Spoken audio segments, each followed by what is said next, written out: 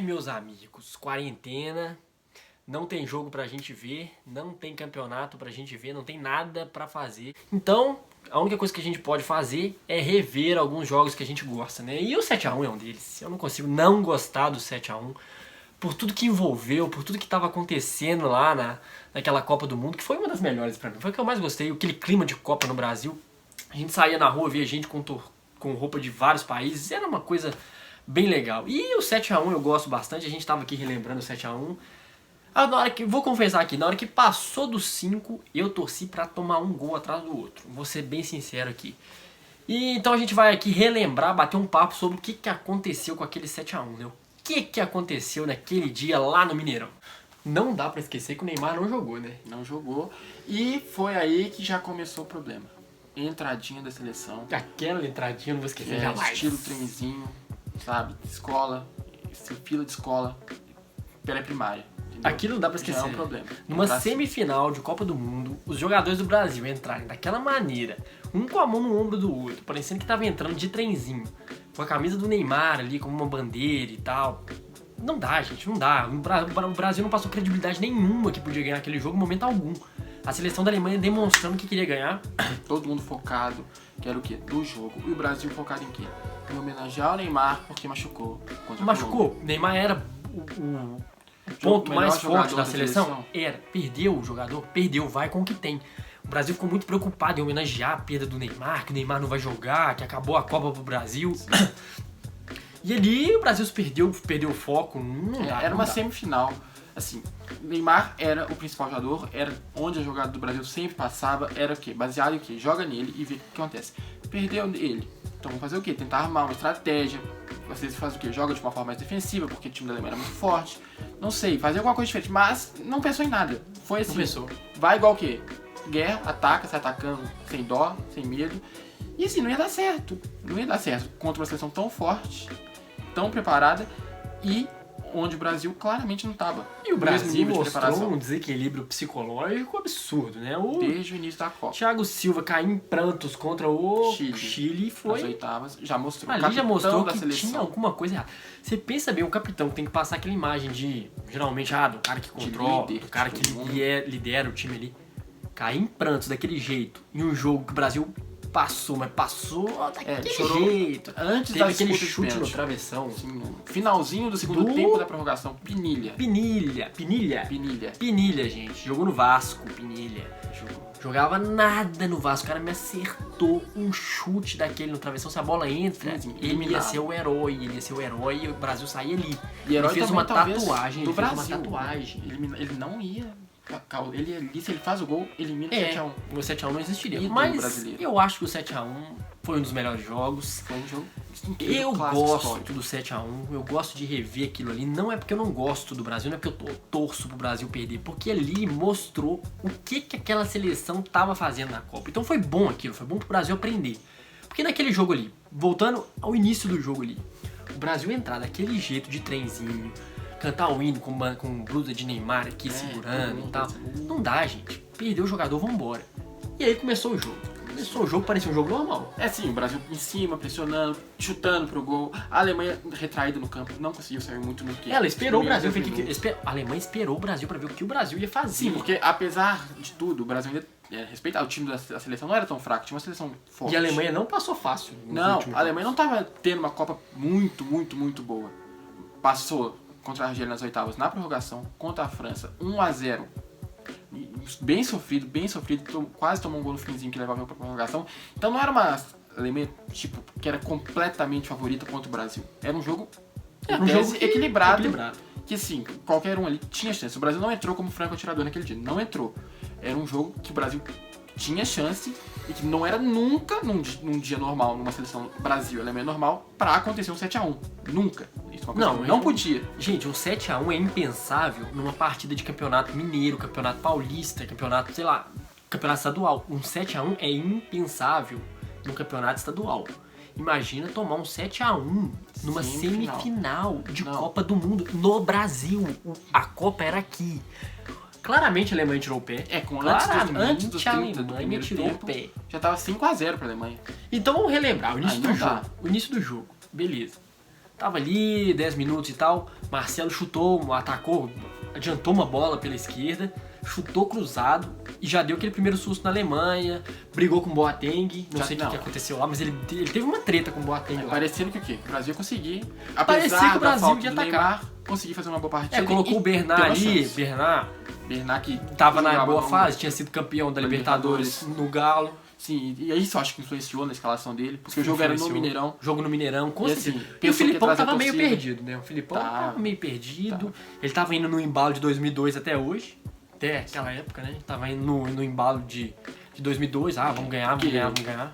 Ele já tava meio numa fase Ele já tinha decadente ido da mal no carreira. Palmeiras. Palmeiras Tinha caiu. ido mal no Ele não Palmeiras. caiu com o Palmeiras, ele ganhou a Copa do Brasil, mas ele entregou o Palmeiras pro rebaixamento. E quando entrou o Gilson Kleina, o Palmeiras já tinha quase que caído. Então ele foi uma peça muito importante na queda do Palmeiras. Depois ele ganhou o Brasileiro com o Palmeiras, mas isso foi depois. Mas até a Copa ele tava tendo uma imagem de que já tava meio que no fim de carreira, não tava fazendo bons trabalhos. Então, assim, como ele tinha uma imagem boa de 2002, eu acho que isso influenciou também nas tomadas de decisão, achando que ele Influenciou. sabia de tudo. Ele tava com o povo, Que ele- né? O povo tava ali, a torcida, Ele, a Parreira. torcida era dele, a torcida era dele, todo mundo ali era dele. E Vai, tinha Filipão. feito uma Copa das Confederações muito boa Tinha em ganhado de 2013. 3-0 da Espanha, Espanha, que tinha ganhado a Copa, Eurocopa em 2012, Eurocopa em 2008, tinha ganho tudo, então, E era a Era uma Espanha Espanha muito com aquele forte. futebol tic-tac ali. mais do que Dali. a Espanha também estava numa fase de decadência, tanto que na Copa do Mundo de 2014 nem da fase de grupo passou. É, e é uma Isso sina isso daí, né? demonstra. Todo campeão cai na fase de grupo na outra Copa aí. Já tem uns 3 Copas que tá assim, né? Não sei. A Alemanha caiu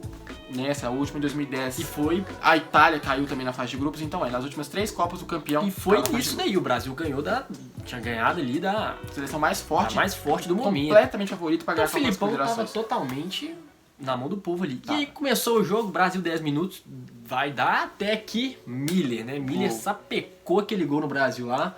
Marcação ridícula do Brasil. Davi Luiz perdido, igual um peão dentro da área. Saiu errado, eu acho que ele saiu errado no primeiro pau. Ele né, errou, no meio. acho que parece que errou o tempo da bola, não sei onde ele E foi, fugiu o da Miller bola. na marca do pênalti completamente sozinho. Ele só Completamente sozinho. chapou de Ninguém direita. perto dele. E ele chuta com as duas, a bola caiu na direita, ele chapou no canto, o Júlio César nem viu a cor da bola. Aí 1-0. 1-0. Aí ficou um tempo de um jogo morno, sem nada Ficou muito meio acontecendo. morno, a gente achando, vai empatar. É, porque daqui a 1x0 pouco- normal, tomou um gol no início, tem como recuperar. É. Até que a Alemanha, inclusive, não ia sair tanto, depois fez um gol, ia esperar um tempo, que o Brasil com certeza começasse a tirar mais e arranjar espaço no contra-ataque. Até que começou, a partir dos 22, a tudo tomar forma e tudo começar do jeito que foi. O que aconteceu? A gente tá com a lista dos nomes aqui. Sim, Tem uns nomes que- aqui que são meio difíceis de Não, e pronunciar. também porque o tempo dos gols, assim, muito perto do outro, para dar É, certinho nós vamos informação. falar o tempo aqui. Primeiro, close, 22. Passou o Ronaldo na hora desse gol. Passou o Ronaldo, a cena clássica de Galvão e Ronaldo, a FIFA focou em Galvão e Ronaldo e Galvão falando. Essa cena pra mim foi assim, clássica. Mostrou, a FIFA mostrou o Filipão conversando com o Parreira. E aí o Galvão Bueno fala assim, o Galvão já desce ali pra conversar com o Parreira, aquele tom assim já de errou tudo. E aí a FIFA foca no Ronaldo e no Galvão. O Galvão fala, agora o Klose passa a ser o maior artilheiro de todas as Copas e não sei o que. E o Ronaldo do lado com aquela cara assim, passou, né, não sei o que. E ali o Klose passou. Mal sabia que ainda tinha muito por vir. O gol do Klose foi aos 22. Aos 23 já tomou o terceiro Foi a Brasil. saída do meio de campo. Foi essa bola que o Fernandinho... Foi o Fernandinho, não, foi o... Eu acho que até foi ele que levou o passe pra Foi, trás. levou o passe pra trás? Eu acho que foi esse, não sei. Esse gol foi do Kedira? Foi Tony Kroos. Tony Kroos. Tony Kroos fez 2, inclusive que nem é um jogador. É um meio-campista, jogador. não é volante total, é um meio-campista que sabe jogar completamente. Mas não é o cara que chega, ele tá Mas não finalizando. é, ele fez 2, 23 aos 25. Aí Kedira ainda é mais defensivo que ele, joga mais atrás um pouquinho, fez aos 28. Aí já tava 5-0, aí já... E foi esses 5 minutos pra mim foram inacreditáveis. Porque nem numa pelada, geralmente, quando você tá perdendo, uma pelada ali, de, sei lá, 2, 3-0, você não acredita que você consegue empatar a pelada em 3 minutos, 4 minutos. Não acredita. E também- E numa semifinal de Copa do Mundo, os caras meteram 3 gols no Brasil de forma inacreditável. Inacreditável. Não, e toma um gol aos 22 e outro aos 23 e não faz nada pra esfriar o jogo um pouco, pra acalmar um pouco a situação. Não faz nada. Tipo, um time completamente despreparado. Fica aquele bumba meu boi ali pra frente. Entrou em colapso, não sabia o que fazer. Tem aquela cena clássica do Fred também ali, que focou nele. A FIFA focou nele. Ele tava voltando, acho que do quarto gol, não sei. Ele tava voltando. Ele fez aquela coisa assim de... soltou um PQP sem saber o que estava acontecendo. Os jogadores do Brasil não estavam acreditando no que eles mesmos estavam fazendo ali. A Alemanha estava deitando e rolando e estava saindo gol.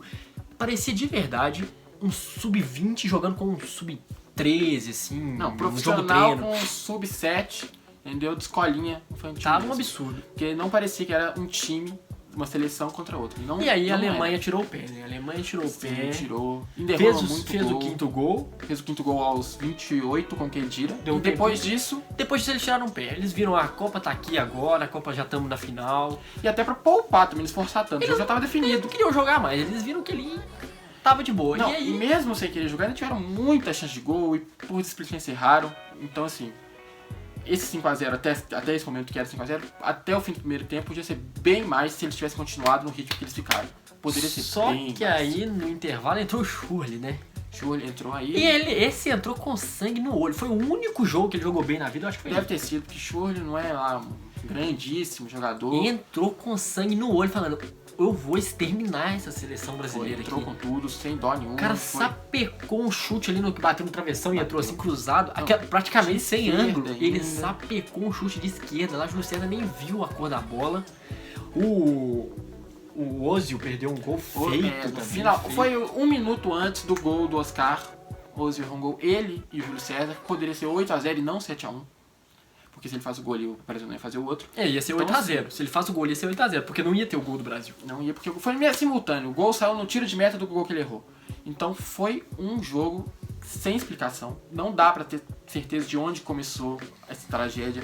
Muito provavelmente foi da forma completamente despreparada que o Filipão e a comissão preparou a seleção para esse jogo. Não, o Brasil totalmente desfocado. E tava aquele clima de Brasil agora tá em Salvador, Brasil agora tá em Belo Horizonte, aquela muita festa, uma seleção que não tava muito preparada para os jogos, não focava nos jogos. Sem contar muito que eu acho que foi a geração de seleção que tava mais preocupada com o Instagram do que com jogar bola. Ali os caras não estavam assim, eles estavam mais querendo aparecer na mídia ali e tal. E não estavam a fim de jogar bola. O que chama atenção é que na hora que a Alemanha toma o gol, o Neuer lá, né? Ainda reclama. Reclamando, xingando os caras, falando: gente, não dá, liberou, deu espaço aqui, o cara entrou sozinho nas costas. Meio bobo de fim de jogo mesmo, que tava nem. Foi um gol de desatenção. E ali mostrou por que o Brasil tomou 7x1. A Alemanha veio pra ganhar o jogo, o Brasil veio pra homenagear o Neymar, achando que a qualquer momento ele ia sair um golzinho ali, que o jogo ia ficar 0x0, sabe?